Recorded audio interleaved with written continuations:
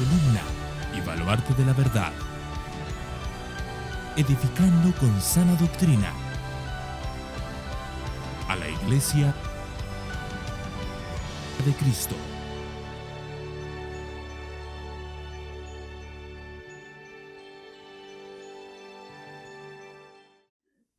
Jonás capítulo 1, versículos 15 y 16. Dice así la palabra del Señor. Tomaron pues a Jonás y lo lanzaron al mar, y el mar cesó en su furia. Y aquellos hombres temieron en gran manera al Señor. Ofrecieron un sacrificio al Señor y le hicieron votos. Vamos a orar. Padre, gracias por la palabra que hoy vas a traer a nuestras vidas. Estamos seguros y confiados de que vas a hablar a nuestros corazones, vas a tratar con cada uno de nosotros. Solo te pedimos, Señor, que nuestros corazones no se endurezcan ante tu palabra, que seamos humildes para recibirla, Señor, y que podamos, Señor, recibirla siendo como tierra fértil para que pueda dar fruto en cada uno de nosotros. Señor, tu palabra nunca vuelve vacía. Siempre cumple el propósito por el cual es enviada y confiamos que hoy hará exactamente lo mismo. Así que cumple tu propósito a través de la predicación, te lo pido. En el nombre de Jesús. Amén, amén y amén. Hermanos, nosotros no vamos a estar solamente predicando estos versículos, porque la semana pasada, la anterior, en el primer mensaje sobre Jonás estuvimos predicando solo los 3 primeros. Y lo que vamos a hacer es leer los siguientes hasta este pasaje que hemos leído hoy. Pero antes de ir a eso, quiero recordar lo que vimos en el primer mensaje sobre Jonás. Lo que nos encontramos en el primer mensaje del profeta Jonás era el llamado de Dios a un siervo de él, a uno de sus profetas, a ir y predicar un mensaje a la ciudad de Nínive, una ciudad enemiga, una ciudad hostil, una ciudad violenta, una ciudad sanguinaria y una ciudad que por mucho tiempo había odiado en gran manera al pueblo de Dios. Y seguramente si Jonás llegaba a ese lugar sería asesinado sin lugar a dudas.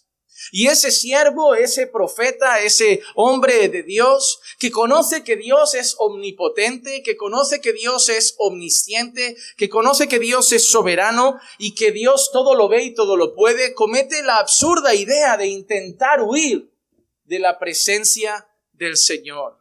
Y nos encontramos en esa situación, el corazón de un siervo de Dios, pero rebelde, el corazón de un hombre de Dios, pero que no quiere cumplir lo que Dios le ha mandado y cómo comete la idea absurda de intentar escapar de la voluntad de Dios e intentar escapar de esa situación. Y entonces Dios, como sabemos, mandará una fuerte tormenta que empezará a sacudir la historia no solo de Jonás, sino también la historia de los marineros que estaban en ese barco, para que al final lo que Dios había querido de Jonás se cumpla. Dios quería a Jonás en Nínive y Jonás iba a terminar en Nínive. Dios podía simplemente haber cambiado los vientos y hacer que el barco surcara las aguas hasta Nínive. Podría haberlo hecho. Dios podría haber teletransportado a Jonás y que Jonás apareciera inmediatamente en Nínive. Lo podía haber hecho. Dios podía incluso haber enviado, en vez de un gran pez, a un gran pájaro y que tomara con sus garras a Jonás y lo llevara volando y surcando los cielos y lo dejara ahí en tierra firme en Nínive. Lo podía haber hecho. Pero Dios decidió enviar una tormenta y tratar en cierta manera enviando un gran pez, y todos conocemos un poco esa historia. Lo que nos enseña esta historia es que de una manera u otra el Señor cumplirá su propósito. El Señor quiere a Jonás en Nínive y no importa el medio, el cómo lo va a hacer, pero Jonás va a terminar en Nínive. Y eso nos dejó claro algo y nos debe dejar claro algo todos los días. Lo que Dios quiere hacer lo hace. Las formas pueden ser diferentes, los métodos pueden ser distintos, pero Dios cumple sus propósitos. Y no hay nada más absurdo y necio por nuestra parte que intentar echarle un pulso a Dios. que intentar girarle la espalda, ir en sentido contrario y procurar luchar contra sus propósitos. Es absurdo, es necio. Y eso nos enseña que la decisión más sabia para no perder tiempo, recursos y esfuerzo es obedecer. Obedecer al Señor. Eso es más o menos lo que estuvimos viendo en el primer mensaje. Y algo que yo dije desde el primer mensaje es que mi idea a través de los sermones en Jonás no es solamente traer ideas teológicas, no es solamente enseñar cosas doctrinales, sino que también a través de las páginas del libro de Jonás, mi intención a través de este texto es que traigamos también aplicaciones prácticas a nuestra vida. Porque la historia de Jonás parece que no es nuestra historia. Pero yo quiero y deseo que a través de estas enseñanzas podamos ver que la historia de Jonás tiene muchas escenas de las que podemos aprender para nosotros hoy también. Y eso es lo que vamos a hacer en los siguientes versículos. Así que en los próximos minutos, en el próximo tiempo que vamos a pasar aquí, vamos a seguir con nuestra lectura a partir del versículo siguiente donde lo habíamos dejado y vamos a ir sacando ciertas enseñanzas que no solo, como digo, traerán verdades teológicas, sino que traerán también aplicaciones prácticas para nuestra vida. Veamos entonces cómo siguen los versículos que habíamos dejado. Acabamos en el versículo 3 y ahora nuestro primer versículo empieza con la expresión "y el Señor". El versículo 4, que es el siguiente de nuestro texto, dice así: "Y el Señor desató sobre el mar un fuerte viento, y hubo una tempestad tan grande en el mar que el barco estuvo a punto de romperse". Hermanos, yo no sé si recuerdan cómo empezaba Jonás. El capítulo 1 y el versículo 1 empezaba con la expresión "vino palabra del Señor al profeta Jonás". Ahora, 2 o 3 versículos después, en el versículo 4, vuelve a aparecer el Señor con la expresión "y el Señor". Una cosa interesante es que no lo vamos a ver solo aquí. A lo largo de estos 4 capítulos del libro de Jonás, vamos a ver el nombre del Señor un total aproximado de 26 veces. El libro de Jonás empieza con el Señor. El libro de Jonás en el capítulo 1 y en el versículo 4 sigue con el Señor. Y va a seguir presentando al Señor alrededor de 26 veces en solo 4 capítulos. Y eso nos enseña la primera cosa importante que debemos tener en cuenta. La historia es del Señor. Esto no es de Jonás. Esto no se trata de Jonás, del gran pez o de Nínive. Esto se trata del Señor. Él es el protagonista. Él es el que dio la orden a Jonás. Jonás desobedece la orden. Él es el que entonces prepara la escena para empezar a disciplinar y tratar el corazón de Jonás. Pero es el Señor el que ha arquitectado todo. La salvación de Nínive no depende de Nínive, depende del Señor. La salvación de Nínive no depende de Jonás, depende del Señor. La historia empieza con el Señor y termina con el Señor. Pero eso no pasa solo en el libro de Jonás. Eso pasa en toda la Biblia. ¿Cómo empieza la Biblia? En Génesis 1:1 leemos: "En el principio el Señor creó los cielos y la tierra". Ya tenemos al Señor en el principio. Pero luego leemos Génesis 3:15. "Y pondré enemistad entre tú y la simiente, y entre tu simiente y la simiente y su simiente. Él te herirá en la cabeza y tú lo herirás en el calcañar". En Gálatas 4 y 5 leemos: "Pero cuando vino la plenitud del tiempo, Dios envió a su Hijo, nacido de mujer, nacido bajo la ley, a fin de que redimiera a los que estaban bajo la ley, para que recibiéramos la adopción como hijos o de hijos". Y finalmente, Apocalipsis capítulo 22 y versículo 5 dice: "Y ya no habrá más noche, y no tendrán más necesidad de luz, de lámpara, ni de luz de sol, porque el Señor Dios los iluminará y reinarán por los siglos de los siglos". ¿Saben lo que no debemos olvidar nunca? Es que desde el principio a fin, Dios es el protagonista. Génesis 1 empieza con el Señor y Apocalipsis termina con el Señor. Génesis 1 empieza con el Señor creando todas las cosas. Luego el hombre peca y entonces es el Señor el que promete que va a haber una disputa, pero va a haber una victoria. El Señor va a vencer a la serpiente. El Señor va a traer redención. El Señor va a preparar un plan de salvación. Luego leemos en Gálatas que en el tiempo propicio el Señor decide enviar a su Hijo para salvar a su pueblo y perdonar sus pecados. Y al final vemos que el Señor será nuestra luz, que el Señor terminará la historia reinando por los siglos de los siglos. Dios empezó la historia. La historia trae pecado en sí. Luego Dios prepara el plan de salvación. Dios prepara al Salvador. Dios prepara el camino a la salvación. Dios prepara las profecías que se deben cumplir. Dios prepara a su pueblo. Dios escoge a su pueblo. Dios llama a su pueblo. Dios atrae a su pueblo. Dios da la fe a su pueblo. Dios ofrece gracia a su pueblo. Dios da misericordia a su pueblo. Y cuando su pueblo es salvo, Dios sostiene a su pueblo y lo santifica. Dios haciendo la obra a través del Espíritu Santo hasta al final, reunir de toda la tierra a todos los que quiere salvar y reinar eternamente por los siglos de los siglos, Él junto a ellos. Él empieza, Él termina. Hermano, eso nos debe dar mucha confianza. Nuestra historia no es nuestra historia, es la historia de Dios, quien entre ese millón de espermatozoides escogió que fuera ese espermatozoide que se juntara con ese óvulo y nacieras tú. Fue el Señor. Él te puso en el vientre de tu madre. Antes de que se conocieran tu vida, Dios ya había escrito todos tus días. Dios ya los había escrito, Dios ya los conocía, Dios sabía que un día llegaría a tu vida, Dios sabía que un día transformaría tu corazón, Dios sabía que un día te daría fe, Dios sabía que un día caminarías con Él y Dios sabe que un día estarás toda la eternidad junto a Él. La historia tuya es la historia de Dios. Y eso nos debe dar paz y confianza. Dios gobierna absolutamente todo. No es solo con Nínive, es con todo el mundo.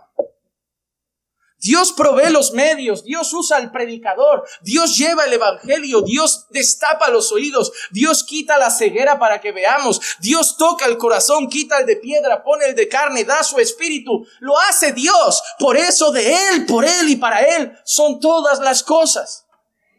Y lo que nos enseña nuestro texto es que empieza con Dios dando una palabra a Jonás, Jonás no queriendo obedecer a Dios y entonces Dios preparando otra manera de tratar con Jonás, pero Dios quería salvar a Nínive y Nínive se va a salvar.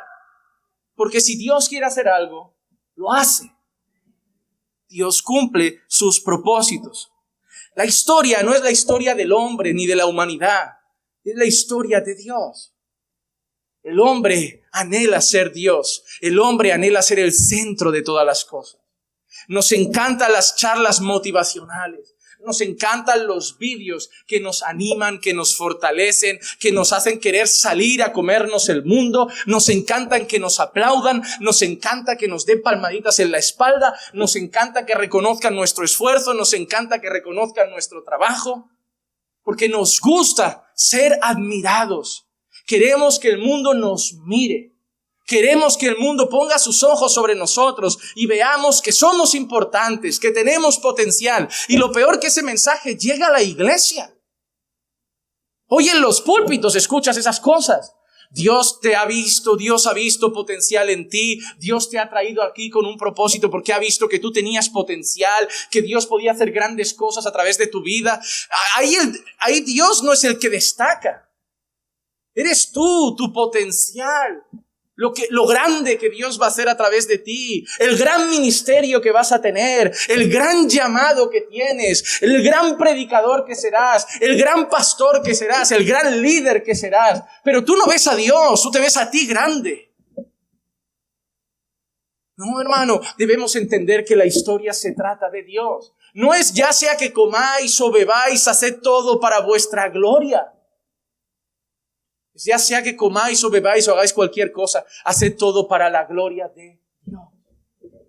Porque esa es la historia.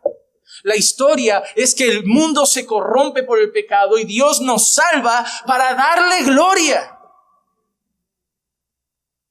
como hemos leído en el Salmo al principio, para que se cuenten sus maravillas, para que hablemos de sus hechos y sus proezas, para que hagamos a Dios famoso. La historia es de Dios. Él es el protagonista. Y tenlo claro, hermano. Dale a tu corazón con esa palabra día tras día y dile, tú no eres el centro. El centro es Dios. Tú no eres el centro de tu casa. Tú no eres el centro de tu matrimonio. Tú no eres el centro de tu empresa, el centro de tu universidad, el centro de tu historia. Dios es el centro. Y hasta que no vivas para eso, no vas a vivir bien. Vas a ser como aquella samaritana que creía que el centro era su felicidad y la vas a buscar en hombres, en dinero, en trabajo. Pero ojo, van a ser cisternas rotas que no sacian. Hasta que vivas para aquel que debe estar en el centro. Hasta que vivas para el Señor y vas a encontrar una dicha que no te da nada más. Solo va a haber sentido en la vida del adorador cuando haga lo que ha sido llamado a hacer, adorar al único que merece adoración. Así que lo primero que vemos en esa frase es que la historia es del Señor. Y el Señor hizo algo. El Señor desató sobre el mar un fuerte viento y una tempestad tan grande en el mar que el barco estuvo a punto de romperse. Y yo quiero que ahora miremos esa tormenta. Vamos a ver cosas que vamos a aprender en esa tormenta. Teológicamente poco podemos decir, pero hay una cosa que mientras yo oraba al Señor, meditaba en este texto y me preguntaba, Señor, ¿cómo pastor? Porque siempre digo lo mismo, hay dos tipos de predicadores, los pastores y los predicadores. El predicador coge el texto y explica el texto, pero el pastor tiene una iglesia que pastorea.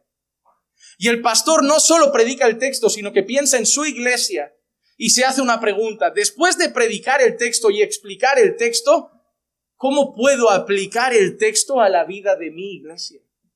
Para que les sirva en su diario vivir. Porque ahora vamos a tener una tormenta. Tormenta fuerte. Sí, Dios es soberano. Las dos cosas que se suelen enseñar en la historia de Jonás es que no se puede huir de la voluntad de Dios y es que hay que obedecer a Dios. Más allá de eso, pocas enseñanzas más se encuentran en muchos lugares en la historia de Jonás. Pero aquí, en esta tormenta, yo aprendo ciertas cosas. Y la primera cosa que quiero que aprendamos juntos con esta tormenta es la siguiente. Tu pecado puede afectar a otros. Yo voy a explicarlo de una manera que espero que quede tan grabado en tu corazón que el próximo día que pienses pecar, te acuerdes de esto. Pero no voy a decirlo, voy a cambiar la frase. He dicho tu pecado puede afectar a otros. La cambio. Tu pecado afecta a otros. No puede, afecta. Afecta a otros. Y eso es algo que vamos a ver ahora. Porque yo te hago una pregunta.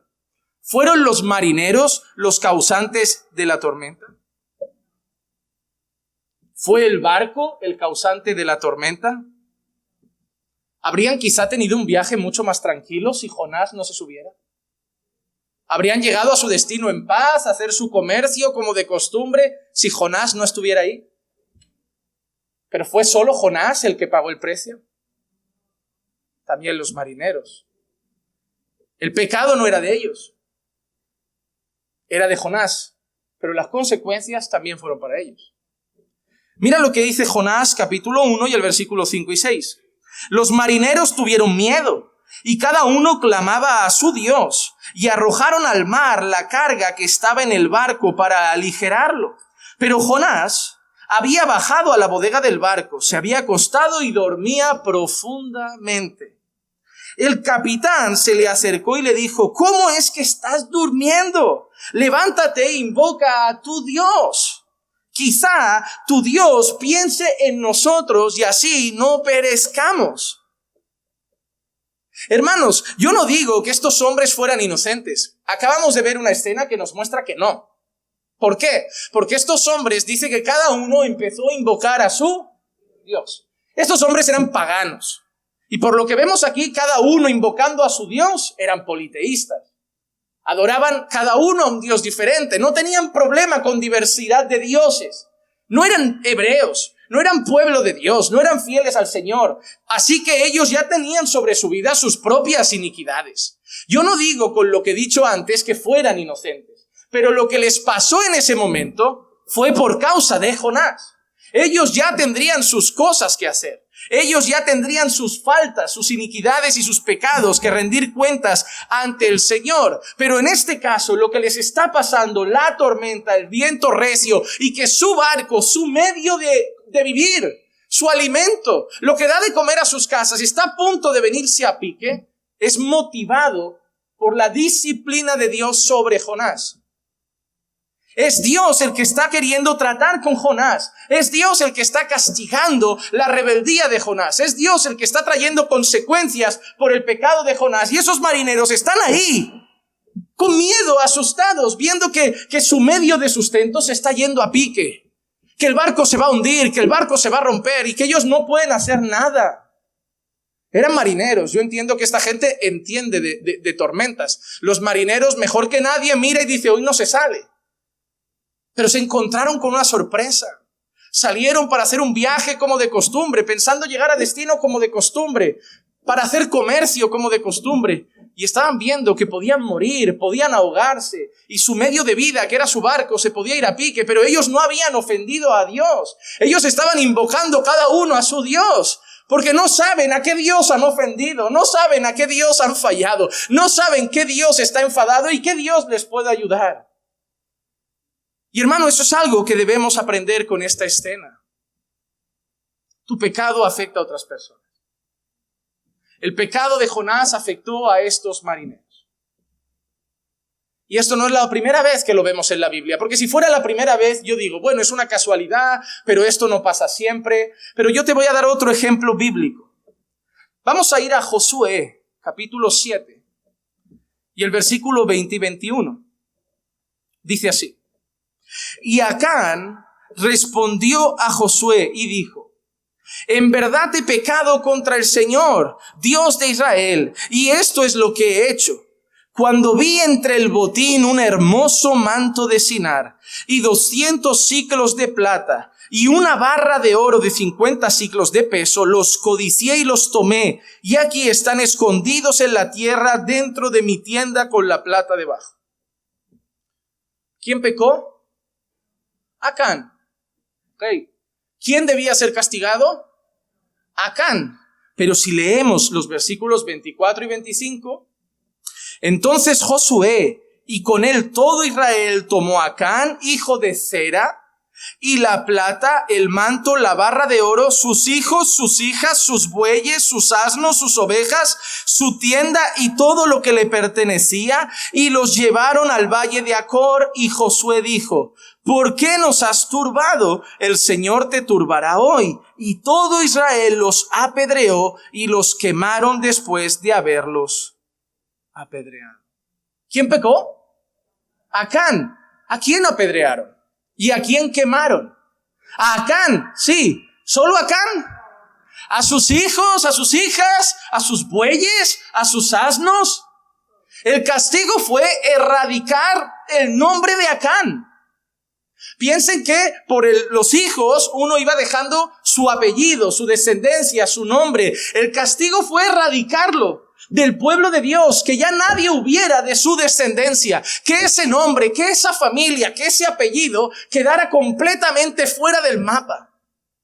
Es como si tú te llamaras González y tú pecas y el castigo es erradicar a los González del pueblo, para que no se escuche más hablar de González por ningún lado. El pecado fue de Acán, pero a quienes apedrearon y a quienes quemaron fue a sus hijos, a sus hijas, a sus bueyes, a sus asnos, a sus ovejas. Acán peca, pero el pecado de Acán salpica. El pecado de Acán golpea a otras personas, afecta a otras personas, tiene consecuencias en la vida de otras personas. Así como el pecado de Jonás tuvo consecuencias en la vida de los marineros, el pecado de Acán tuvo consecuencias en la vida de sus hijos y en la vida de sus animales incluso. Nuestro pecado es nuestro, pero cuando pecamos afecta a otras personas. Mira este relato de una conversión que hay en la Biblia en un encuentro personal de Jesús. En Lucas 19:8 Leemos así: y Zaqueo, puesto en pie, dijo al Señor: Señor, he aquí la mitad de mis bienes daré a los pobres, y si en algo he defraudado a alguno, se lo restituiré cuadruplicado. Mira lo que dice Zaqueo. Zaqueo está mostrando uno de los arrepentimientos más genuinos que hay en la Biblia. Zaqueo ha experimentado la gracia de Dios. Zaqueo ha sido salvo. ¿Recuerdan cuando Jesús le dice: la salvación hoy ha venido a esta casa? ¿Y cómo vemos que la salvación ha venido a la casa de Zaqueo? ¿Cómo vemos que la salvación ha llegado a la vida de ese hombre? ¿Cómo lo vemos? Con hechos, con frutos, con un arrepentimiento no solo de palabras, sino de actos. Eso también nos enseña que en nuestra vida el arrepentimiento se debe ver. No podemos decir: soy creyente, me he arrepentido de mis pecados, y seguir de la misma manera. Así que Zaqueo muestra que realmente es salvo, y lo muestra ¿cómo? Daré la mitad de mis bienes a los pobres. Pero ¿cómo sigue? Y si en algo he defraudado a alguien, se lo devolveré o se lo restituiré ¿cómo? Cuadruplicado. Zaqueo con esa frase nos muestra que era un hombre que había hecho su dinero y fortuna no solo trabajando, sino defraudando. Zaqueo no tenía buena fama y reputación porque el trabajo de Zaqueo, la gente sabe que abusaba de las personas con impuestos de más, subiendo los impuestos, exigiendo nuevos impuestos y cobrando a la gente cosas que no debía pagar. Por eso él dice: y si algo he quitado a alguien, si algo he defraudado, yo se lo devolveré o se lo restituiré cuadruplicado. Entonces eso nos enseña algo. El pecado era de Zaqueo. Zaqueo aprovechaba su trabajo para enriquecerse. Zaqueo aprovechaba su trabajo para aprovecharse de las personas y sacar dinero. Pero ¿quién pagaba las consecuencias? Las personas. Él pecaba y las personas cada vez más pobres. Eran sus bienes, era un dinero que realmente le pertenecía a ellos. Pero Zaqueo se aprovechaba y con su pecado tomaba de ellos algo que no debía tomar. Ellos más pobres y Zaqueo más rico cada vez con su pecado. Así podemos asimilarlo, por ejemplo, a los políticos. Nosotros sabemos, ¿no?, que debemos dar a Dios lo que es de Dios y debemos dar a César lo que es de César. Pero también sabemos que los impuestos que nosotros pagamos no se usan debidamente. Eso lo sabemos. Sabemos que si se usaran todos nuestros impuestos bien, no, hermano, los autobuses tenían tele de plasma. Los hospitales tenían 80 médicos por paciente.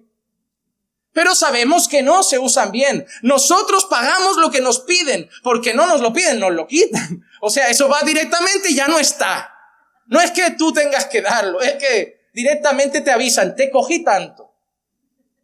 No hay atraco más sincero que ese. Es como si el atracador te deja una nota: quiero informarle que me llevé tantas joyas, la tele, le paso el reporte del robo. Los políticos con los impuestos es más o menos lo mismo. Ahí le paso el importe del robo: 16% de esto, 8% de aquello. Cada 3 meses me da el 20%. Y yo, ¿de dónde? Yo no ganaba 2,000 al mes. ¿Por qué hay 1,000? El pecado es de ellos. Ellos son los avariciosos. Ellos son los codiciosos. Ellos son los ladrones. Pero todos nosotros pagamos las consecuencias. Hermano, no cometas el error de pensar que tu pecado es solo tuyo y no afecta a nadie más. No seas tan soberbio de sacar pecho y decir: mis pecados son míos y me da igual. No, afectan a la gente. No te dejes llevar por la necedad o por la arrogancia de creer que tú y tus pecados y el mundo nada más. Mira, te voy a dar ejemplos prácticos para que veas que no es así. Si un hombre adultera, ¿el pecado de quién es? Del hombre. Pero ese hombre o esa mujer que también puede adulterar, rompe a su marido o a su esposa, rompe a sus hijos, rompe una familia. Y no solo una familia, porque en esa familia, si han habido años de relación, destrozas a tus cuñados, destrozas a tus suegros que podían tenerte afecto y destrozas a los amigos de la familia. El pecado es tuyo, pero las consecuencias afectan a muchísimas personas. Y no te digo si eres de una iglesia. Afecta a la iglesia, afecta a los hermanos. ¿Quién se queda de los dos? Todo eso, tu pecado, afecta a otras personas. Unos padres violentos, por ejemplo, que gritan en casa, que tienen un carácter iracundo y violento. El pecado es de ellos. Ellos son los que tienen mal carácter. Ellos son los que gritan. Ellos son los groseros. Pero dime a mí si no va a afectar a los niños. Dime a mí si los niños no van a tener problemas en su desarrollo emocional. Dime a mí si no hay grandes posibilidades de que esos niños sean violentos y gritones. El pecado es de los padres, pero las consecuencias llegan a los hijos. Imagínate un hermano de la iglesia que empieza a hacer chisme o murmuración entre nosotros. ¿De quién es el pecado? Del hermano. Pero ¿hasta dónde pueden llegar las consecuencias? Pueden herir a otros hermanos, pueden herir a los pastores y hasta dividir el cuerpo de Cristo. Hermano, la realidad es que un pandillero es el que mata, pero deja una viuda en el camino, una madre sin un hijo. Es el conductor borracho el que atropella, pero es la mujer la que recibe la llamada del hospital y le dice que han atropellado a su marido. El pecado es nuestro, pero las consecuencias van a los demás. Cuando pienses en engañar a tu esposa o a tu esposo, piensa no solo en lo que te apetece, piensa en tus hijos, en tu familia, en los amigos de la familia. Sí, hay que pensar en el Señor. Claro que sí, hay que tener en cuenta a Dios mismo. Pero piensa en toda la gente que va a recibir las consecuencias de tus pecados. Cuando tú robas, alguien pierde algo. Cuando tú matas, alguien pierde algo. Cuando tú mientes, alguien recibe una consecuencia del engaño. Jonás pecó contra Dios y los marineros están pagando las consecuencias.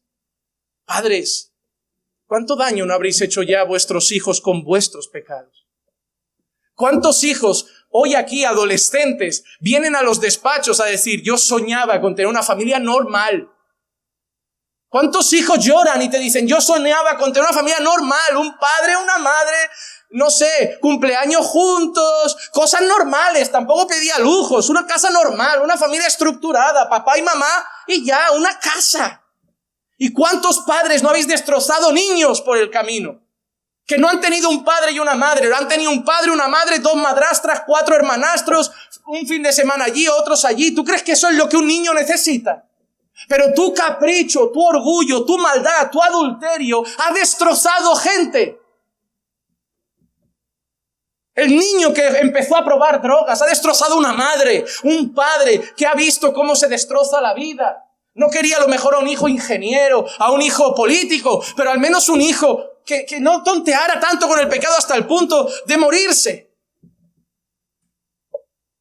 Los pastores que abusan con estrategias malvadas de sacar dinero a las personas, abusan de su fe. El pecado es de ellos y se enriquecen a costa de los demás. ¿Cuántas personas hay que ahora desconfían de la iglesia? Que les cuesta desconfiar en un pastor. Que ven a un pastor y dicen, parece, pero el otro también parecía. Y están como con miedo de abrirle el corazón, hasta con miedo de ofrendar, porque dicen, no sé a dónde va a parar esto. Porque han herido a otros. Pero nosotros también, hermano, todo pecado lastima a alguien. Si yo grito, el pecado es mío, pero el grito es sobre mi esposo. Antes de pecar, acuérdate de esto. No pienses solo en Dios, que es lo más importante, pero piensa en quién vas a herir por el camino. Porque yo cuando preparaba esto, tuve que parar en el sermón para hablar con el Señor y pedirle perdón por todas las personas a las que he herido. Que el pecado era mío, pero siempre salpicó. Porque el pecado nos hace como ese terrorista que se autoinmola. La bomba sobre mí, es mi bomba, pero la metralla se lleva gente por el camino. Antes de hacerlo, hermanos, debemos pensar en eso. Debemos pensar en eso, debemos entender como el hijo pródigo cuando llega y dice, Padre, he pecado contra el cielo y contra ti. El pecado es mío contra Dios, pero a ti, Padre, te ha salpicado. Hermano, cuando tú pecas, recuerda, pecas contra el cielo y pecas contra alguien más. ¿Quieres el ejemplo más claro? Lee conmigo Romanos 5:12. Por tanto, tal como el pecado entró en el mundo por un hombre y la muerte por el pecado, así también la muerte se extendió a todos los hombres, porque todos pecaron. Porque todos pecaron. Adán pecó. Las consecuencias llegaron ¿dónde?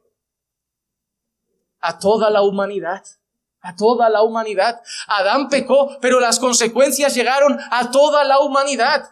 Por el pecado de Adán, que era nuestro representante, la muerte llegó a todos los hombres, por cuanto todos pecaron y están destituidos de la gloria de Dios. El pecado era suyo, las consecuencias llegaron a todos nosotros. Por eso debemos dar gracias a Dios por Jesucristo. Porque todos nosotros estábamos pagando las consecuencias de Adán. Estábamos pagando las consecuencias de su pecado. Y estábamos bajo la maldición del pecado, caminando y destinados a morir y ser condenados eternamente. El pecado era de Él. Claro que somos responsables de los nuestros, pero heredamos su maldad, heredamos las consecuencias, heredamos su muerte. Estábamos esclavizados al pecado, muertos en delitos y pecados, rebelados contra Dios, enemistados contra Dios, y lo traíamos de nacimiento, como dice David en su salmo: en pecado fui formado. Pero gracias a Dios por Jesucristo, que Él vino y sobre sus hombros cargó las consecuencias. El pecado fue de Adán y también fue nuestro, pero las consecuencias de nuestro pecado las ha pagado Jesucristo en la cruz. Oh hermano, las debíamos pagar nosotros. Merecíamos el castigo, merecíamos que todas esas consecuencias nos golpearan en la cara, pero Él abrió sus brazos, lo clavaron en aquella cruz y las consecuencias de nuestro pecado cayó directamente sobre Jesús. Y pasamos de ser enemigos de Dios a amigos reconciliados con Dios. Y pasamos a darle la espalda, a caminar con Dios. Y pasamos de ser hijos de Satanás a ser hijos de Dios. Y pasamos de las tinieblas a la luz. Nosotros pecamos, pero gracias a Dios por Jesucristo, que Él cargó con las consecuencias. El pecado tiene consecuencias, hermano. El pecado tiene consecuencias. Que antes de hacer cualquier cosa pienses que vas a salpicar a otros, pero sobre todo pienses que salpicó a Jesús. Y luches por obedecer a Dios, por honrar a Dios y por no herir a nadie más con tus pecados y con tus iniquidades. Vamos a pasar al siguiente punto. Espero que se estén edificando. La siguiente cosa que veo tras la gravedad del pecado y sus consecuencias, la siguiente cosa que veo es la importancia de saber quién soy. La siguiente cosa que yo veo en este texto y que resulta sumamente importante para mí, quiero compartir con ustedes también, es la importancia de conocer nuestra identidad. Miren cómo sigue el capítulo 1 de Jonás y los versículos 7 al 10. Y cada uno dijo a su compañero: venid, echemos suertes para saber por causa de quién nos ha venido esta calamidad. Y echaron suertes y cayó la suerte sobre Jonás. Entonces le dijeron: decláranos ahora por causa de quién nos ha venido esta calamidad. ¿Qué oficio tienes? ¿Dónde vives? ¿De dónde vienes? ¿Cuál es tu tierra? ¿Y de qué pueblo eres? Y él respondió: soy hebreo, temo al Señor del cielo que hizo el mar y la tierra. Los hombres se atemorizaron en gran manera y le dijeron: ¿qué es esto que has hecho? Porque ellos sabían que él huía de la presencia del Señor por lo que él les había declarado. Por lo que él les había declarado. Hermano, en medio de la tormenta, los marineros ven que nada se resuelve, cada uno clama a su Dios, pero ningún Dios de ellos responde, y entonces deciden echar a suerte y decir: oye, vamos a echar esto a suertes y a ver quién tiene la culpa. ¿Por qué es esa expresión? La expresión de echarlo a suerte representaba lo siguiente: los marineros creían cada uno en un Dios y ellos tenían la certeza y pensaban que al echarlo a suertes, esos dioses les indicarían quién era el culpable de lo que estaba pasando. Y en aquel entonces, y yo creo en la soberanía de Dios, la suerte cayó sobre Jonás. Entonces miran a Jonás y le hacen unas preguntas básicas. Jonás, ¿quién eres? Porque aquí está pasando esto. No había tormenta hoy, somos marineros, sabíamos que hoy el mar estaba para navegar. Es como si hoy me dices, pastor, vamos a dar un paseíto en barco. Hoy es buen día. Oye, es buen día. Dan ganas, de verdad, Pero después de leer esto, no. Después de leer esto, yo por si acaso dejamos al barco para una serie que hablemos de Ruth o de Esther o de alguna persona, pero de Jonás no. Que vete a saber tú qué peces hay hoy ahí en el agua. Todos hemos pecado contra el Señor. A todos nos puede esperar un pez. Jonás no es el malo de la historia. Hermanos, la realidad es que le preguntan varias cosas. ¿Quién eres? ¿De dónde vienes? ¿Cuál es tu oficio? ¿De qué tierra provienes? Y Jonás es claro. Soy hebreo. Yo temo al Señor. Y ahí yo frené. Cuando yo estaba preparando el sermón, yo frené. Y yo digo, yo temo al Señor. Jonás. Yo te diría, Jonás, descríbete otra vez porque me parece que te estás echando flores y no es el mejor momento. Yo temo al Señor.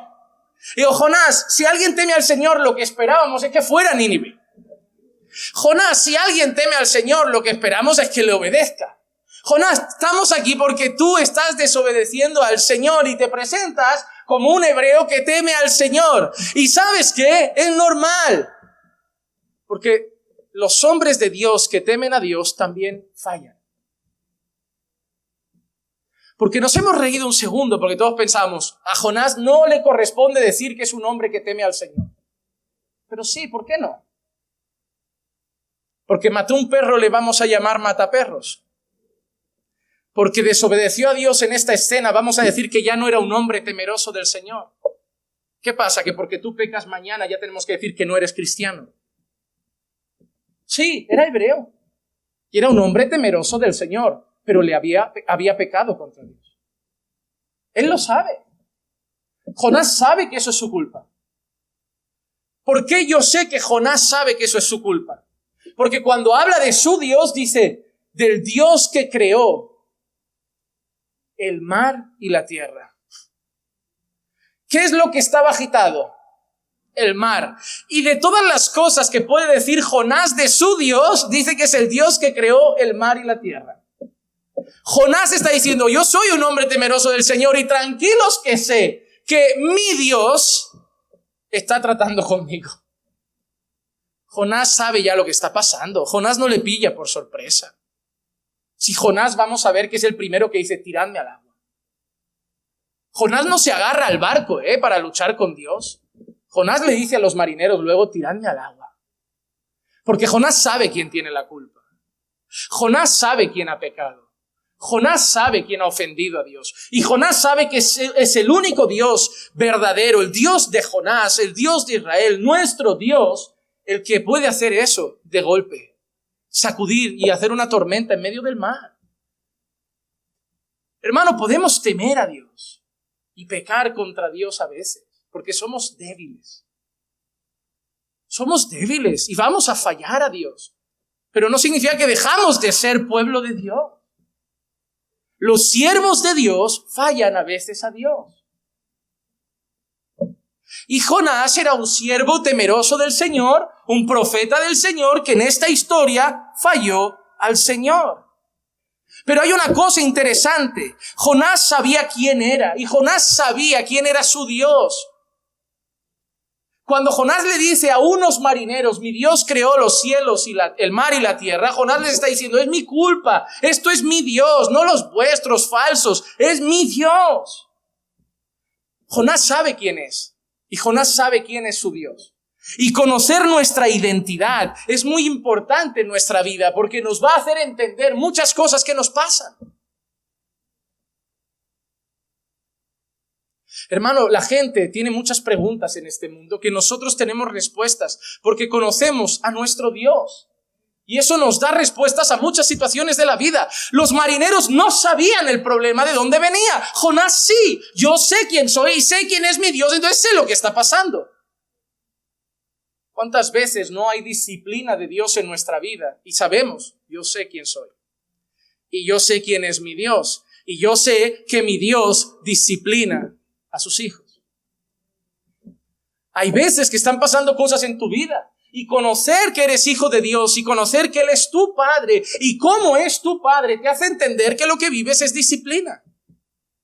La gente estaría como, ¿pero qué está pasando? Y tú, Dios me está disciplinando. Conocer nuestra identidad es importante porque nos va a hacer entender muchas cosas y va a afectar a nuestra manera de vivir.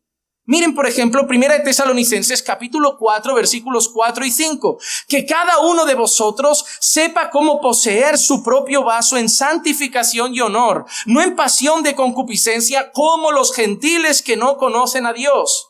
Y Efesios 4:1. Yo pues, prisionero del Señor, os ruego que viváis de una manera digna de la vocación con que habéis sido llamados.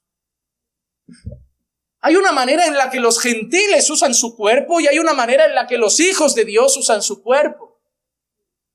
Los gentiles, si les apetece hacerse agujeros, se los hacen. Si les apetece tatuarse el mapa del tesoro del Pirata del Caribe en la espalda, se lo pintan. Aquí a la madre, aquí al padre, aquí amor de perro, amor de cabra, lo que ellos quieran. Su cuerpo, es como las que abortan, mi cuerpo, mi norma. Si quiero me lo pinto, si quiero me lo perforo, si quiero me dilato, si quiero me meto piedras por dentro, me corto la lengua, me quito un dedo, es mi cuerpo. Los gentiles viven así. Pero nosotros no somos como los gentiles. Por eso Pablo dice que cada uno sepa cómo poseer su propio vaso en santificación y honor. No como los gentiles. Los gentiles hacen con su cuerpo, con su matrimonio, con su esposa lo que les da la gana. Pero vosotros no sois como los gentiles. Vuestro cuerpo es del Señor. Vuestra vida es del Señor. Todo es del Señor. Sois mayordomos que rendiréis cuentas al Señor. Entonces, saber lo que soy, saber quién soy, saber quién es mi Dios, me afecta a cómo conduzco mi vida. ¿Por qué haces esto y no esto? Porque yo soy hijo de Dios y temo a Dios. ¿Por qué haces esto y no esto? Porque no soy gentil, soy un hijo de Dios y temeroso del Señor. Y saber quién soy afecta a mi vida. Por eso Pablo a los Efesios les ha dicho, vivid de una manera digna de la vocación con que habéis sido llamados. Si sois hijos de Dios, vivir de una manera digna de eso. Conocer quién soy afecta a toda mi vida. Yo no tengo que ser un marido cualquiera, yo tengo que ser un marido cristiano. Yo no puedo ser un padre cualquiera, yo tengo que ser un padre cristiano. Yo no puedo ser un hombre cualquiera de la calle, yo debo ser un hombre cristiano. No puedo ser un trabajador cualquiera o un jefe cualquiera, debo ser un trabajador o un jefe cristiano, porque mi identidad está en Cristo. Los trabajadores hablan mal de sus jefes, se quejan de sus jefes, llegan tarde, murmuran, critican, a la espalda odian a los jefes, luego le hacen la pelota. Los trabajadores en Cristo, cristianos, sirven a sus amos como al Señor.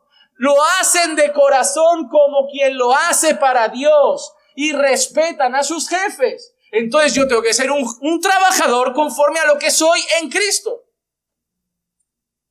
Los maridos, si quieren, vienen del trabajo, se van al bar, se toman unas cervezas, dejan la familia para el final y si le hacen caso, si pueden y les apetecen. Pero tú tienes que amar a tu esposa como Cristo amó a la iglesia, que dio a su vida por ella para santificarla y lavarla por la palabra, porque tú eres un esposo en Cristo.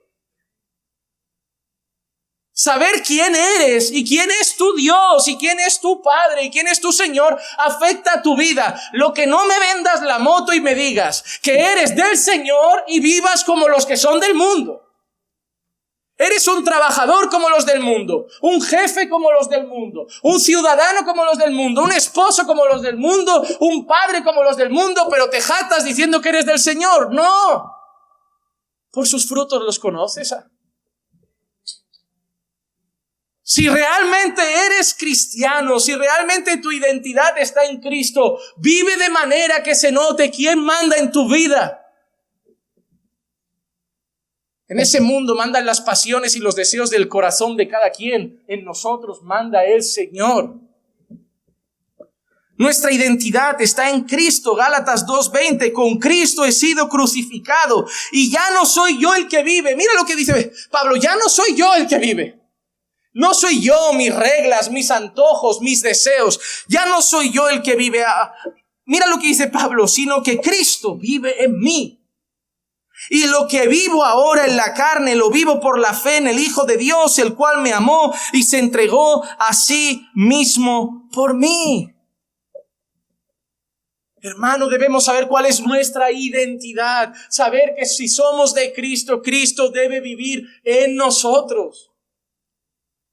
Nosotros debemos estar en lugares que nos pregunten, ¿quién eres? ¿Por qué vives diferente? ¿Por qué piensas diferente? ¿Por qué actúas diferente? Porque yo soy Juan Manuel, hijo del Dios viviente, siervo del Señor Jesucristo, pastor de la iglesia de Dios. Vale. Ahora sí entiendo las cosas raras. Es que es así. Al mundo le debes parecer un bicho raro. ¿Y por qué eres tan raro? ¿Por qué cuando se emborrachan tú no? ¿Por qué del chiste verde no te ríes? ¿Por qué el vídeo inmoral de que se pasan los compañeros de trabajo tú no lo quieres ver? Porque yo sé quién soy. Yo soy de Cristo. Y mis ojos son de Él, mis oídos son de Él, mi vida es de Él. Yo no veo lo que me apetece, yo veo lo que a Cristo le parece. Hermano, que se note tu identidad. Que se note tu identidad. Porque además, saber quién eres te hará entender muchas cosas de la vida. Jonás sabía que lo que estaba pasando era por lo que era él y por quién era su Dios. Asimismo, en este mundo de miedo, en este mundo de caos, que la gente no sabe ni para dónde van los tiempos ni qué va a pasar, ¿por qué nosotros tenemos paz? Porque nosotros sabemos que Dios está en el trono. Ya, sé quién soy. Sé quién es mi Dios. Oye, pero ¿por qué no te preocupas un poco? Oye, parece que no tienes sangre en las venas. ¿Por qué estás tan relajado con todo lo que está pasando? Que si la pandemia, que si Ucrania, Rusia, que si esto, que... Es que yo sé quién es mi Dios. Igual tú confías en Putin, igual tú confías en Biden, igual tú confías en Bolsonaro, o igual tú estás idolatrando a Bukele por lo que está haciendo, no lo sé. Pero ni Bukele tiene el control, ni Biden tiene el control, ni Putin tiene el control, Cristo tiene el control. Y por eso yo tengo paz. Pero pastor, ¿cuándo vendrá la persecución? Pastor, ¿y lo que viene? Pastor, no tiene miedo. Pastor, los tiempos. Pastor, la cosa está complicada. Dios está en el trono. ¿Quién es tu Dios? Tenemos que poder decir como el apóstol Pedro, yo sé en qué Dios he creído. Y tiene todo bajo control. Vamos entonces ahora al siguiente punto. Hemos visto que nuestro pecado salpica, hemos visto la importancia de conocer nuestra identidad y ahora vamos al siguiente punto. No se puede ir contra la voluntad de Dios. Versículos 11 al 14. Entonces le dijeron, ¿qué haremos contigo para que el mar se calme en torno nuestro? Mira. Eres tú y es tu culpa. Ok, ¿qué hacemos contigo? Pero Jonás, yo creo, hermanos, que Jonás, a pesar de que la mayor evidencia de arrepentimiento es lo que veremos en el capítulo 2, en esa oración desde dentro del pez, yo creo que Jonás ya empieza a mostrar cierta inclinación a un arrepentimiento. ¿Por qué? Dice así, pues el mar se embravecía más y más, y él les dijo, tomadme y lanzadme al mar, y el mar se calmará en torno vuestro, pues yo sé que por mi causa ha venido esta gran tempestad sobre vosotros. Oh hermano, ¿cuántas veces deberías mirar a tus hijos y decir, estamos aquí, hijos, por mi causa? ¿Cuántas veces deberías mirar a tu esposo o a tu esposa y decirle con humildad, estamos así por mi causa? A veces nos cuesta reconocerlo, pero a veces deberíamos sentarnos ante algunas personas y decir, mirad, esta no es la familia que queréis y yo sé que estamos así por mi causa. No está de más reconocer ante los que están pagando el precio que la causa a veces es nuestra. A veces no sé qué tenemos con esconder el arrepentimiento. Yo me he arrepentido ante Dios. Hermano, yo siempre he pensado que el verdadero arrepentimiento trae humillación. Hay gente que dice que se arrepiente pero no quiere pasar vergüenza. Pastor, yo ya he pedido perdón a Dios. ¿Tengo que ir a decirle a mi marido que le fui infiel? Claro que sí. Ya, ¿y si me deja? Él debe saberlo. Le has engañado, le has traicionado. Pero es que me va a mirar feo, van a pensar de mí. Eso es lo que te importa, lo que van a pensar. Entonces no te has arrepentido. Entonces solo es remordimiento. Solo te dan miedo las consecuencias. Tú no tienes problema con haber robado, tú tienes problema con la cárcel. El verdadero arrepentimiento se humilla, pide perdón, agacha la cabeza y acepta las consecuencias. Ahora te voy a dejar, me lo merezco. Yo ojalá no lo hagas y me voy a esforzar por demostrarte que te amo, por arreglar esto, pero yo sé que es una consecuencia que está ahí y me la merezco. Papá, no quiero saber de ti, nos has tratado fatal, no quiero verte, hijo. Voy a orar para que el Señor un día ablande tu corazón, me des tu cariño, confianza, pero yo me lo merezco. A veces uno peca, pero luego se enfada cuando la gente tiene ciertas actitudes como, oye, si Dios me ha perdonado, vosotros... eso no es arrepentimiento. Les has herido, les has traicionado, los has golpeado y quieres que finjan que nada pasó. Igual te perdonan, pero dales un tiempo, les has destrozado el corazón. Pero si mi mujer me hubiera perdonado, confiaría en mí, quiere ver mi móvil, quiere ver... Dale el móvil, paga las consecuencias, no se fía de ti y es normal. Igual vuelve a confiar y a lo mejor tarda 1 año, 2, 3. Y si realmente te has arrepentido, toma el móvil, toma esto. Lo que necesites para ganarme de nuevo tu confianza. Mostremos que estamos arrepentidos como hizo Jonás. Oye, echadme al mar, esto es culpa mía. Pero mira lo que pasa entonces. Los hombres se pusieron a remar con afán para volver a tierra firme, pero no pudieron porque el mar seguía embraveciéndose contra ellos. Entonces invocaron al Señor y dijeron, te rogamos, oh Señor, no permitas que perezcamos ahora por causa de la vida de este hombre, ni pongas sobre nosotros sangre inocente, porque tú, Señor, has hecho como te ha placido. Hermano, varias cosas interesantes aquí que vemos, además del arrepentimiento de Jonás. Vemos a estos paganos que no son temerosos de Dios, que no son hebreos, invocando al Señor. ¿Cuántas veces ves a ese ateo que es ateo y de golpe, Dios, ayúdame? Dios es soberano, hermano, y Él sabe cómo doblar los corazones. ¿Quién sabe si el Señor no solo quería salvar a Nínive y también a los marineros? Porque estos hombres, en medio de la tormenta, se olvidan de su Dios y empiezan a invocar al Dios de Jonás. Pero han hecho una cosa interesante que es un poco torpe. Jonás les ha dado la solución. Si me echáis al agua, se calma porque es culpa mía. Y ellos, en vez de echarlo al agua, se ponen a remar como no vamos a intentarlo nosotros. Esto nosotros lo arreglamos. Pero no se puede ir contra la voluntad de Dios. Y por eso cuando ellos oraron al final dijeron, Señor, tú has hecho como te ha placido. Y hermano, esa frase la debes grabar en tu corazón. Dios hace lo que le place.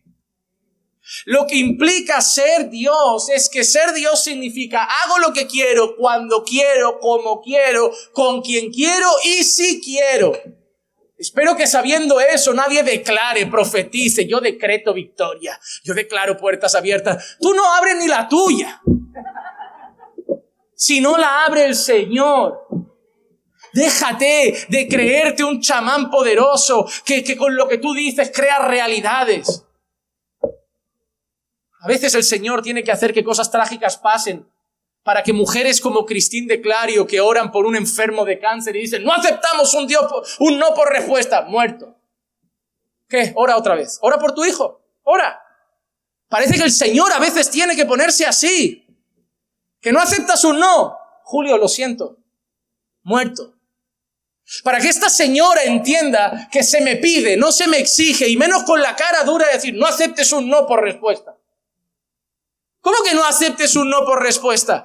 Por un lado tienes a la antibíblica Christine de Clario con esa oración y por otro lado tienes al siervo Job diciendo, ¿aceptaremos el bien de Dios y no aceptaremos el mal? Dios dio, Dios quitó, bendito sea el Señor. Tú tienes dos opciones, o empezar a orar como Christine de Clario y su séquito de gente que piensa igual, o imitar a Job y aceptar que Dios hace lo que quiere, que nosotros debemos pedir y descansar en su voluntad. no se declara, no se decreta, no se exige, se ruega, se pide, se clama y se descansa, sabiendo que Dios es Dios y hace lo que le place. Y su voluntad es buena, agradable y perfecta, aunque para mí no lo parezca. Isaías 45, 7 al 9. El que forma la luz y crea las tinieblas, el que causa bienestar y crea calamidades. Forma la luz y crea tinieblas. El que causa bienestar y crea, a la gente le cree que el bienestar es de Dios, calamidades el diablo. Luz Dios, las tinieblas el diablo. Pero Isaías está diciendo que él crea el bienestar Dios, y el mismo Dios, si quiere, crea la calamidad. El mismo Jesús que calma la tormenta, que es Dios, Dios es el que agita la tormenta. Cuando quiere la agita, cuando quiere la calma. Él es el que lo hace. Destilad, oh cielos, desde lo alto y derramen justicia las nubes. Ábrase la tierra y dé fruto la salvación y brote la justicia con ella. Yo, el Señor, todo lo he creado. Y mira lo que dice ahora. Ay del que contiende con su hacedor, el tiesto entre los tiestos de tierra. Dirá el barro al alfarero, ¿qué haces? O tu obra dirá, él no tiene manos. Mira, yo hago todo y el barro no tiene nada que decirme. El barro no puede ser orgulloso y soberbio y arrogante para venir a decirle al alfarero, ¿qué haces? Él es Dios, hace lo que le place. Job lo expresa de una manera muy sencilla en Job 42:2. Yo sé que tú puedes hacer todas las cosas y que ningún propósito tuyo puede ser estorbado. Oh Señor, tú haces todo lo que quieres y cuando tú haces algo nadie lo puede estorbar. Nadie lo puede impedir. Isaías 43:13. Aún desde la eternidad yo soy Dios y no hay quien te libre de mi mano. Cuando yo actúo, ¿quién lo revocará? Si yo hago algo, ¿quién lo impide? Si yo voy a hacer algo, ¿quién puede ponerle freno a las obras de Dios? Isaías 46:10. Yo declaro el fin desde el principio. Yo digo cómo van a acabar las cosas desde antes de que empiecen, porque lo voy a hacer y nadie lo va a impedir. Y desde la antigüedad lo que no ha sido hecho, yo digo, mi propósito será establecido y todo lo que quiero realizaré. Ese es nuestro Dios. Nadie va a impedir su voluntad, nadie va a impedir sus obras, nadie va a impedir que cumpla sus propósitos. Aunque todos los marineros se levantaran, aunque todos los marineros de la ciudad se pusieran a remar, la tormenta iba a seguir y el barco se iba a hundir si Dios quiere. Aunque Jonás se rebele contra Dios, Jonás va a acabar en Nínive. Aunque los ninivitas estén enfadados, van a ser salvos, porque si Dios quiere hacer algo, lo va a hacer. Lo va a hacer. Cuando yo meditaba en esta obra de Dios soberana y que nadie puede ponerle freno, me dio un subidón de esperanza. Porque yo tengo una madre que no quiere a Dios. Y yo tengo una hermana que no cree en Dios. Y yo tengo un padre que vive de espaldas a Dios. Y un cuñado que no tiene fe ninguna en Dios. Y una sobrina pequeña que será educada en una casa donde no se le hablará de Dios. Pero si Dios quiere hacer algo en ellos, lo va a hacer. Esa es mi esperanza, no la voluntad de mi madre, no como crían a mi sobrina, sino los propósitos de Dios. Si Dios quiere quebrantar sus corazones y rescatarlos, ¿quién lo podrá impedir? ¿Satanás impedirá que sean salvos? ¿Su propia voluntad que se resistirá? Si Dios quiere ese corazón para Él, Él lo romperá. Y Él lo traerá como nos trajo a nosotros. Nosotros somos la prueba. Tú eres la prueba de que debes seguir teniendo esperanza en tus padres, en tus hermanos, en tus hijos. Porque tú tampoco querías a Dios. Pero si Dios te quiso, te trajo. Y así hará con nuestros seres queridos que ahora mismo no lo quieren a Él. Saber que Dios es soberano nos lleva a descansar. Así como Job descansó. Todo lo que pasa es... Dios está ahí. Si pasa, tiene que pasar. Como Sadrach, Mesach y Abednego. Si Dios nos quiere librar del fuego, que nos libre. Porque si Él quiere hacerlo, nadie se lo puede impedir. Nosotros debemos vivir confiados, sabiendo que Dios cumplirá sus propósitos. Cuando nosotros hablamos del proyecto ProTemplo, es una locura para nosotros. ¿De dónde vamos a sacar 1.565.000 euros? Atracaremos el Banco de España. La gente está viendo series por ahí como La Casa de Papel para tomar ideas. No. Esas series... Qué vergüenza, ¿no? Que una serie acabe enseñándole al mundo que los ladrones son los que majos y por los que hay que llorar. Mira cómo es el mundo. Hace una serie donde el fin de la serie es que el ladrón sea el bueno. Ningún ladrón heredará el reino de los cielos, aunque toda España llore por la muerte de ellos. Robin Hood se fue al infierno, pero lo daba a los pobres. Se fue al infierno ayudando a los pobres. Pero robar es pecado. Hermano, parece muy difícil. Es una cantidad que nadie la lleva en el bolsillo. Y uno piensa, oye, mejor desistimos de la idea de un templo para la iglesia caminando por fe. No. Si Dios no lo quiere, aunque nosotros hagamos de todo, no vamos a reunir nada y no lo vamos a tener. Aunque reunamos el dinero, no se abrirá una puerta y nadie nos venderá su local. Pero también te digo que si Dios lo quiere, nadie lo impedirá. Que Dios, si hace falta, traerá el sustento con los cuervos. O tocará un corazón y dirá, me sobra una nave. No sé, pero yo sé que Dios todo lo puede y lo que está en sus propósitos lo hará. Descansa, que tu futuro, la salvación de tu familia, tu propia eternidad está en las manos de Dios. No te relajes, predícales, háblales del Señor, porque Dios quiere que sean salvos a través de la predicación, pero descansa en la obra del Señor. Descansa en su soberanía. Y por último, hermanos, el último punto que deseo compartir con ustedes. Al final todos terminan postrados ante el Dios Todopoderoso. Jonás 1, 15 y 16. Tomaron pues a Jonás y lo lanzaron al mar y el mar cesó su furia. Era más fácil haber hecho eso desde el principio. Es más fácil arrepentirse antes. Pero mira qué hicieron. Y aquellos hombres, ¿qué hombres? ¿Jonás? No, Jonás no, porque Jonás ya no está en el barco.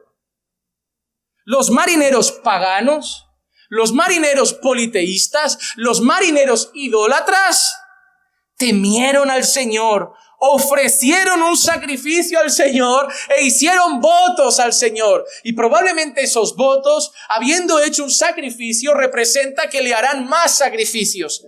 Un voto era como un pacto que uno hacía en el sentido de, Señor, yo hago un voto de que te voy a hacer sacrificios durante todo el año. Paganos, politeístas, idólatras, terminan adorando al Señor. Hermano, Dios está tratando con Jonás. Dios va a salvar a los ninivitas y por el camino Dios dobla el corazón de idólatras paganos como los marineros. ¡Qué grande es el Señor!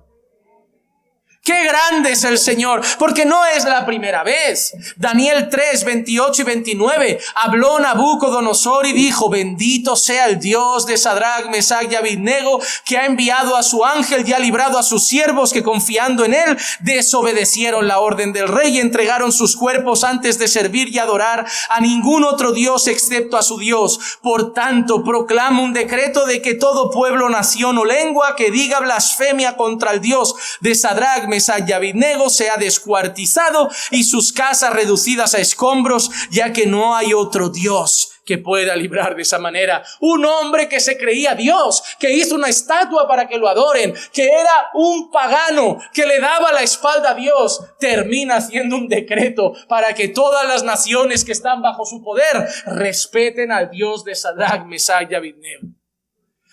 Daniel 6, 25 al 27. Entonces el rey Darío escribió a todos los pueblos, naciones y lenguas que habitaban en toda la tierra, que abunde vuestra paz. De parte mía se proclama un decreto de que en todo el dominio de mi reino todos teman y tiemblen delante del Dios de Daniel, porque Él es el Dios viviente que permanece para siempre y su reino no será destruido y su dominio durará para siempre. Él es el que libra y rescata, hace señales y maravillas maravillas en el cielo y en la tierra, y el que ha librado a Daniel del poder de los leones. Otro rey poderoso toma un decreto, un edicto con todo su poder y obliga a todos a respetar y temer al Dios de Daniel. Que vivamos de tal manera, que andemos de tal manera, que todos los que nos rodean, aunque sean ateos y paganos, terminen respetando al Dios nuestro. Que a pesar de las diferencias nos vean tan firmes, tan seguros, tan confiados, tan fieles, tan leales. Que recibamos de Dios tanta gracia y bendición que la gente diga, mira, no pienso como Él, pero hay que respetar a ese Dios al que sirve. Hermano, hemos aprendido varias cosas en este día. La primera, que nuestros pecados salpican a otros. La segunda que hemos aprendido, que resulta absurdo escapar de la voluntad del Señor. La tercera, que la salvación de Nínive no estaba en las manos de Jonás ni de Nínive, sino en las manos del Señor, porque del Señor es la historia. La cuarta, que debemos recordar siempre cuál es nuestra identidad, porque eso afecta a nuestra manera de vivir. La quinta, que nosotros veremos que Dios es glorificado, no solo por los marineros, no solo por Nabucodonosor, no solo por Darío, sino que como dice Filipenses 2:9 al 11, por lo cual Dios también le exaltó hasta lo sumo y le confirió el nombre que es sobre todo nombre, para que al nombre de Jesús se doble toda rodilla de los que están en el cielo y en la tierra y debajo de la tierra, y toda lengua confiese que Jesucristo es Señor, para gloria de Dios Padre. Así como los marineros terminaron temiendo al Dios de Jonás, así como Nabucodonosor terminó temiendo al Dios de Sadrach, Mesach y Abednego, y así como Darío terminó temiendo al Dios de Daniel, todo el mundo terminará postrado ante nuestro Dios y nuestro Señor Jesucristo. Vamos a orar. Padre, gracias por tu palabra. Gracias por hablar a nuestras vidas un día más y edificarnos con la poderosa palabra revelada por ti. Gracias, Señor, por tratar con nuestros corazones, por traer estas enseñanzas hoy a nuestras vidas y abrir nuestros ojos ante estas verdades. Que lo que hemos predicado quede grabado en cada uno de nosotros. Hables con cada una de nuestras vidas. Trates con cada uno de mis hermanos, así como has tratado conmigo, y podamos dar fruto. Que lo que hemos hoy aprendido afecte a nuestra manera de vivir, y te pedimos, Señor, todo esto en el nombre de Jesús. Amén, amén y amén. Bendito es el Señor.